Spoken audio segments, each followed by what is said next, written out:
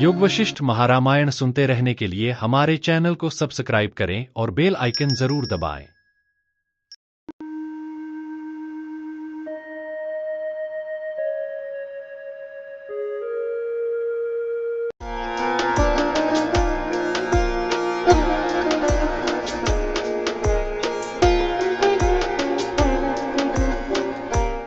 पिछले सर्ग 13 में महर्षि वशिष्ठ श्री राम को आत्मा के वास्तविक स्वरूप का गूढ़ ज्ञान कराते हैं। वे समझाते हैं कि आत्मा न तो उत्पन्न होती है और न ही नष्ट होती है। वह नित्य शुद्ध बुद्ध मुक्त और सदा एक रस है। इस आत्मा का कोई शरीर इंद्रियां या मन नहीं है, फिर भी वही सबका आधार है। यह आत्मा ब्रह्म स्वरूप है जो न विचार का विषय है न इंद्रियों से जानने योग्य, केवल अनुभव से जाना जा सकता है। वशिष्ठ जी बताते हैं कि जो आत्मा को जान लेता है वह सभी सांसारिक बंधनों से मुक्त हो जाता है। जीव की कल्पनाओं से ही संसार उत्पन्न होता है और आत्मा से विमुख होकर ही अज्ञान का जन्म होता है। लेकिन जब यह ज्ञान होता है कि आत्मा ही सर्वत्र व्याप्त है और वही सबका मूल कारण है, तो मोह और भ्रम का अंत हो जाता है। यह अध्याय स्पष्ट करता है कि आत्मा न तो क्रिया करती है न ही उसमें कोई विकार होता है, वह केवल साक्षी रूप से स्थित है। इसी साक्षी भाव को समझना ही मुक्ति का मार्ग है। इस खंड में हम उस ज्ञान यात्रा को आगे बढ़ाते हैं जिसकी नींव सर्ग 13 में रखी गई थी। वहाँ महर्षि वशिष्ठ ने आत्मा के असली स्वरूप की विवेचना करते हुए समझाया कि यह संसार केवल कल्पना का विस्तार है। उन्होंने बताया कि चेतना ही मूल तत्व है और जो कुछ भी दिखाई देता है वह उसी चेतना की अभिव्यक्ति है। सर्ग 13 में यह भी बताया गया है कि आत्मा न उत्पन्न होती है न नष्ट होती है, वह शुद्ध अविनाशी और सदा विद्यमान है। इसी पृष्ठभूमि में अब सर्ग 14 में वशिष्ठ जी आत्मज्ञान को और अधिक गहराई से समझाने जा रहे हैं। वे बताते हैं कि किस प्रकार आत्मा में स्थित होने से मोह का नाश होता है। इस अध्याय में आत्मा की निष्क्रिय सत्ता के माध्यम से संसार के भ्रम का निराकरण किया जाएगा। यह भूमिका हमें उस सूक्ष्म विवेचना के लिए तैयार करती है जो आगे आने वाली है। तो इस कड़ी में आइए आगे जानते हैं सर्ग 14 को। सर्ग 14 उपशम प्रकरण। विविध योनियों में दुख पा रहे उपदेश के अयोग्य लोगों की उपेक्षा कर उपदेश के योग्य लोगों के लिए मन के मार्जन के उपाय का वर्णन। पहले प्रस्तुत उपदेश के अनधिकारी जनों का ही उपेक्ष रूप से वर्णन करते हैं। हे मान देने वाले श्री रामचंद्र जी, संसार रूप सागर के निसार कल्लोल रूप विषय सुखाभिलाषाओं से निरंतर कर्म में प्रवृत्त की जा रही जिस जनता ने मन के निग्रह विवेक वैराग्य आदि के विषय में अपेक्षा न होने से विद्वानों को पाकर भी प्रश्न प्रार्थना आदि न कर मति की मुक्ता का ही अवलंबन किया, वह जनता मेरे द्वारा आत्मलाभ के उपायों से भरे हुए उत्कृष्ट कला से युक्त इन विचार वचनों से इस जगत में शास्त्र का उपदेश नहीं पा सकती। नेत्र के रहने पर भी जो दूरदृष्टि को द्वेष आदि से सदा नहीं देखता, कौन दुर्मति पुरुष उसे विचित्र चिड़ियों से चित्रित वन को दिखला सकता है। अर्थात जो स्वयं नहीं देखता उसे दिखलाना अनुचित है। यह सूचन करने के लिए यो अन्यः ऐसा कहने के बदले अत्यर्थं न पश्यति यह कहा। कौन दुर्बुद्धि पुरुष कुष्ठ रोग से छिन्न भिन्न घर घर शब्द करने वाली नासिका से युक्त पुरुष को विविध सुगंधों की परीक्षा में सुगंध तत्व का निर्णायक बनाएगा। वैसे ही कौन अबुद्धि पुरुष आत्मोपदेश द्वारा मूर्ख को प्रामाणिक बनाएगा। कौन अबुद्धि पुरुष मदिरा के नशे से जिसकी आंखें चढ़ी हो, अतएव जिसकी इंद्रियां अपना कार्य करने में असमर्थ हो, ऐसे मत्त पुरुष को धर्म तत्व के निर्णय में साक्षी रूप से प्रमाणित करेगा। कौन पुरुष स्मशान में पड़े हुए शव से संदेह होने पर जन समूहों की सैकड़ों कथाएं पूछेगा। वैसे ही कौन मूर्ख को उपदेश देगा। यानी मूर्ख को उपदेश देना स्मशान में पड़े हुए मुर्दे से जन समूहों से संबंध रखने वाली कथा पूछने के तुल्य व्यर्थ है। जो हृदय रूपी बिल में स्थित मन रूपी गूंगे और अंधे सांप को नहीं जीत सकता, उस दुर्बुद्धि को किस प्रकार उपदेश किया जा सकता है। वस्तुतः जो है ही नहीं, उस मन को आप जीता हुआ ही जानिए। जो शिला है ही नहीं, वह अपने निकट से सुतरांग दूर निरस्त ही है। जिस दुर्बुद्धि पुरुष ने अविद्यमान मन पर विजय प्राप्त नहीं की, वह विष खाए बिना ही विष की मूर्छा से मरता है। ज्ञानी आत्मा सदा ही देखता है। स्पंद में प्राण शक्तियाँ समर्थ हैं, इंद्रियां अपने धर्मों में समर्थ हैं। हे श्री रामचंद्र जी, भला मन नामक वस्तु क्या कही जाती है? भाव यह है कि क्या पदार्थों की प्रसिद्धि के लिए मन माना जाता है अथवा स्पंद के लिए, या ज्ञानेंद्रिय और कर्मेंद्रिय के प्रयोजन की सिद्धि के लिए? प्राण प्रेरित इंद्रियों से समीप में लाए गए पदार्थों की प्रसिद्धि साक्षी से ही हो सकती है, इसलिए मन का कोई प्रयोजन नहीं है। यदि कोई कहे सब शक्तियों से बंधा हुआ मन क्यों नहीं माना जाता, तो इस पर यह उक्ति विवेक करने पर संगत नहीं होती, क्योंकि वीणा की मधुध्वनि के समान शक्तियों के समुदाय से ही समुदित व्यवहार की सिद्धि हो सकती है। इस आशय से कहते हैं, प्राणों की स्पंदन शक्ति है, परमात्मा की ज्ञान शक्ति है और इंद्रियों की पृथक पृथक अपनी शक्तियां हैं। भला उनसे यहाँ एक कौन बांधा जाता है? भाव यह है कि जैसे किसी समाज में स्नान, दान, गान, स्तुति आदि नाना व्यवहार किसी एक सर्वशक्तिमान पुरुष से संपन्न नहीं होता, उसी तरह यहाँ भी सब व्यवहार एक से ही नहीं हो सकता। यदि कोई कहे कि समुदाय किसी समुदाय कर्ता अन्य के लिए ही होता है, ऐसा नियम है, अतः यहाँ पर भी कोई संघात कर्ता अपेक्षित है, तो इस संघात के भी जगत रूप संघात के मध्यवर्ती होने के कारण सबकी सब व्यवहार शक्तियाँ सबके निर्माण कर्ता आत्मरूप परमेश्वर की ही किरण रूप है।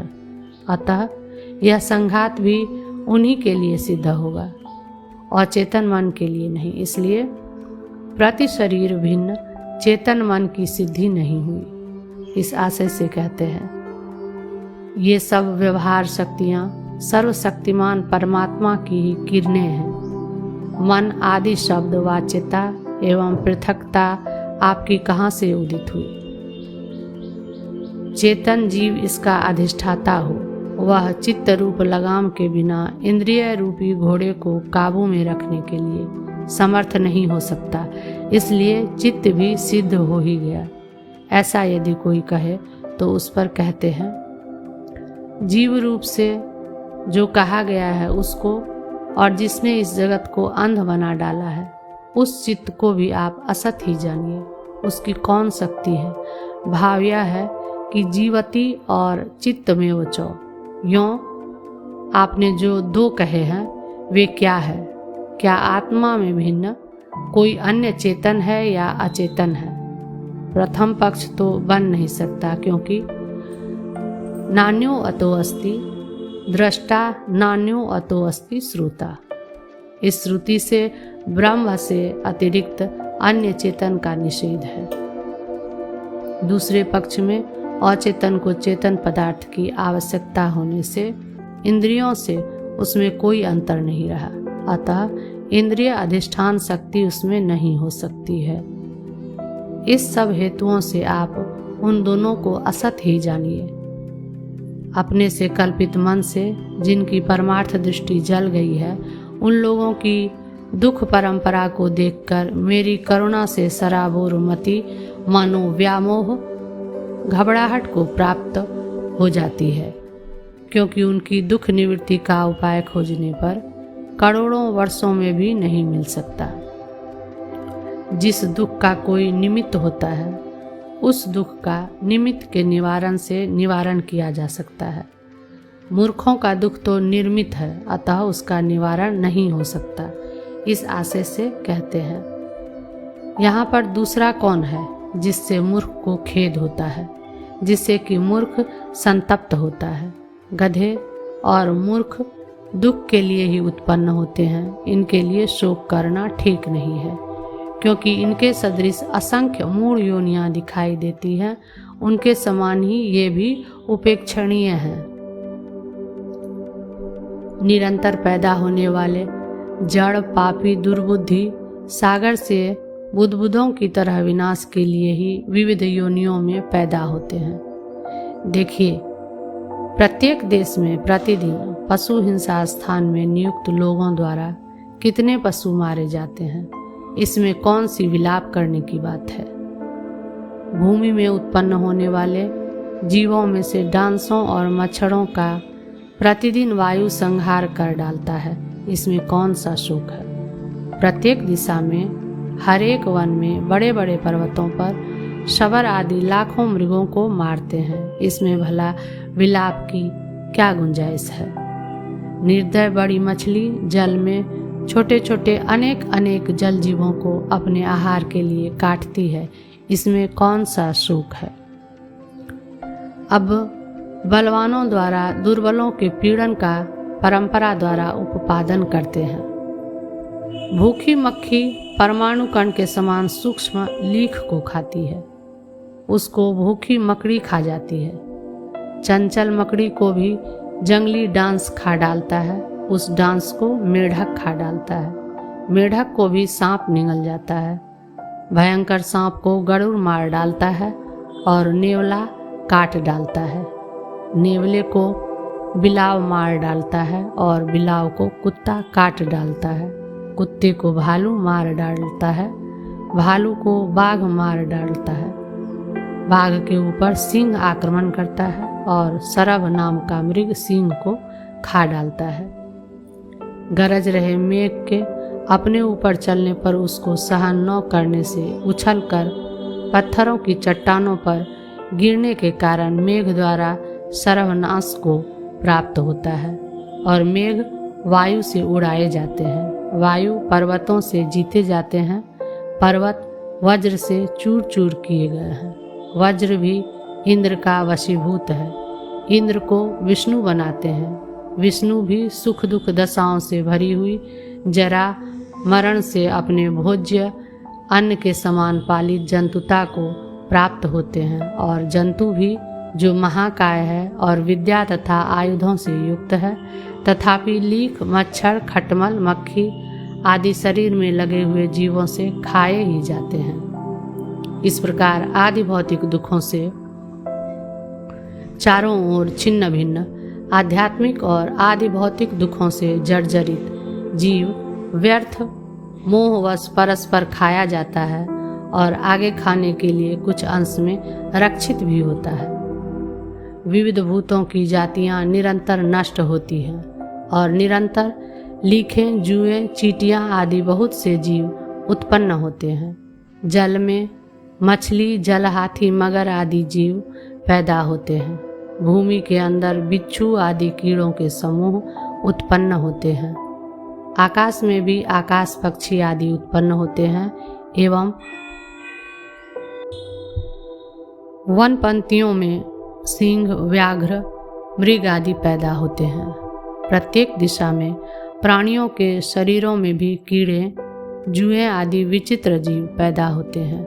वृक्ष आदि स्थावर जीवों में घुन भ्रमरी के आकार के अन्य काष्ठ जीव आदि उत्पन्न होते हैं। शिलाओं के अंदर भी कीड़े मेढक घुन आदि जीव उत्पन्न होते हैं और विष्ठा में भी भांति भांति के कीड़े उत्पन्न होते हैं। इस प्रकार असंख्य जन्मों और मरणों में करुणावान लोग सदा प्रसन्न होवे चाहे रोए, किंतु इस संसार रूपी भ्रम में, जिसमें निरंतर मृत्यु और निरंतर उत्पत्ति है, न तो प्रसन्नता उचित है न तो दुखता ही उचित है।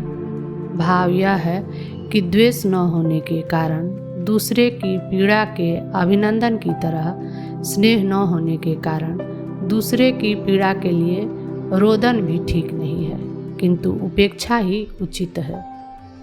इस प्रकार प्राणियों की प्रचुर जन्म वाली ये पंक्तियाँ वृक्ष के पत्तों के तुल्य व्यर्थ ही उत्पन्न होकर लीन हो जाती हैं। जो पुरुष दयालु बनकर कुबुद्धि लोगों के दुख को दूर करने के लिए प्रवृत्त हुआ, वह सारे आकाश को अपने छाते से तापरहित करने के लिए परिश्रम करता है।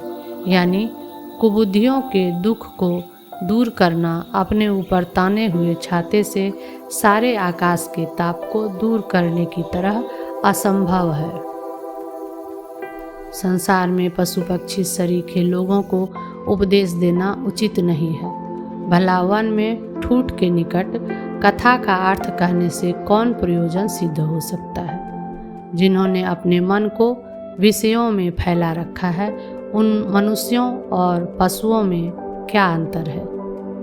पशु रस्सी से खींचे जाते हैं और मूढ़ चित्त वाले पुरुष मन से खींचे जाते हैं। अपने चित्त रूपी कीचड़ में फंसे हुए और अपने नाश के लिए कर्म का आरंभ करने वाले मूर्खों की आपत्तियों को देखकर पत्थर भी रोते हैं, चेतनों की तो बात ही क्या है। जिन लोगों ने अपने चित्त पर विजय प्राप्त नहीं की, उनकी सब देशों में सदा दुख देने वाली दशाएं भरी हुई हैं। इसलिए बुद्धिमान पुरुष उनके मार्जन में प्रवृत्त नहीं होता, क्योंकि उनका मार्जन समस्त भूमि की धूलि के मार्जन के समान असंभव है। हे रघुनंदन, जिन लोगों ने अपने चित्त पर विजय प्राप्त कर ली है, उनके दुख को दूर करना सरल है। इसलिए ज्ञानी पुरुष दुख मार्जन में प्रवृत्त हो। प्रसंग प्राप्त अधिकारी विचार को समाप्त कर प्रस्तुत विषय का ही अनुसरण करते हुए कहते हैं, हे महाबाहो, मन नहीं है, वृथा आप उसकी कल्पना न कीजिए। जैसे कल्पित वेताल से बालक मारा जाता है, वैसे ही कल्पित मन से आप मारे जाते हैं। यदि मन नहीं है तो प्रतियोगी की असिद्धि होने से उसके निषेध का अवसर ही नहीं है। ऐसी यदि कोई शंका करे तो इस पर कहते हैं, जब तक आत्म तत्व को भूले हुए आप मूढ़ हुए थे, तभी तक आपका मन रूप सर्प उदित हुआ था। हे शत्रुनाशन, इस समय आप परमार्थ आत्म रूप को जान चुके हैं। संकल्प से चित्त की अभिवृद्धि होती है, इसलिए आप संकल्प का शीघ्र ही परित्याग कीजिए। अब बंध और मोक्ष का रहस्य कहते हैं। यदि आप इस दृश्य का अवलंबन करते हैं तो आप चित्त युक्त और बंधन वाले हैं। यदि आप इस दृश्य का त्याग करते हैं तो आप चित्त शून्य और मोक्षवान हैं। यदि कोई प्रश्न करे यह दृश्य तत्व क्या है, तो इस पर कहते हैं, इस त्रिगुणात्मक मायामय प्रपंच का आश्रय बंधन के लिए ही है। यदि इसका त्याग किया जाए तो संसार के मोक्ष के लिए होता है। बंधन और त्याग के विषय में जैसी आपकी अभिरुचि हो वैसा कीजिए। अहम यानी आंतर दृश्य और इदम यानी बाह्य दृश्य है ही नहीं। इस प्रकार ध्यान कर रहे अनंत आकाश के तुल्य विशाल हृदय वाले आत्मरूप आप पर्वत के समान निश्चल हो स्थित होइए। हे श्री रामचंद्र जी, आप आत्मा की और इस जगत की मैं और यह इस प्रकार की भेदमयी कलना का सर्वथा परित्याग कर ब्रह्मनिष्ठ हो स्थिर होइए। यदि कोई कहे उन दोनों का कलना का त्याग करने पर कौन वस्तु अवशिष्ट रहती है जिसमें आप स्थिति का उपदेश देते हैं? तो इस पर कहते हैं, दृष्टा और दृश्य दशाओं के मध्य में एवं आत्मा और जगत के मध्य में, यानी त्रिपुटी में अनुस्यूत सन्मात्र रूप दर्शन नामक त्रिपुटी के साक्षी स्वभाव में स्थित अपने स्वरूप की सर्वदा भावना कीजिए। चाक्षुष त्रिपुटी की भांति आसन आदि त्रुटियों में भी उस साक्षी का ही ध्यान करना चाहिए। आस्वाद्य और आस्वादक से परित्यक्त और स्वाद्य और स्वादक के मध्य में स्थित केवल स्वादन का ध्यान करते हुए आप सदा आत्ममय होइए। अनुमति आदि अन्य अनुभवों में भी ऐसा ही समझना चाहिए। इस आशय से कहते हैं, हे श्री रामचंद्र जी, अनुभव करने योग्य और अनुभवकर्ता के विषयभूत त्रिपुटी अंश से व्यतिरिक्त मध्य का अपने हृदय में अवलंबन करके आप स्वयं स्थित होइए। भव की भावना यानी संस्कारवश संसार के दर्शन, शून्य भाव दशा और अभाव दशा से रहित आत्मा का इस प्रकार भाव कर रहे आप स्वयं आत्मनिष्ठ होइए। हे श्री रामचंद्र जी, शुद्ध चिन्मात्र स्वभाव वाली आत्मसत्ता का प्रमादवश त्याग कर रहे आप जो स्वयं चैत्य की भावना करते हैं, तब आप अति दुख देने वाली चित्तता को प्राप्त होते हैं। हे महाबाहो, इस चित्त रूपी कड़ी को स्वरूप ज्ञान युक्ति से तोड़कर चित्त रूप पिंजड़े से आत्मा रूपी सिंह को मुक्त कीजिए।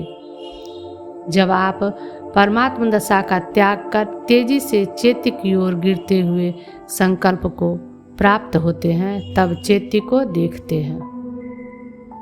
कैसे चैत्य की ओर जीव गिरता है, उससे कैसे संकल्पों को प्राप्त होता है और कैसे संकल्प का क्षय होता है, ऐसा यदि कोई कहे तो उस पर कहते हैं, जब चित्त पूर्व अनुभव से उत्पन्न दृश्य संसार के उद्बुद्ध होने पर चित्त ही कुछ स्थूलता को प्राप्त चित्त है, इस ज्ञान से आत्मा से व्यतिरिक्त सिद्ध होता है, तब पुनः पुनः मनन से दृश्य संकल्प करने में समर्थ हो मन होता है और वही दुखी है।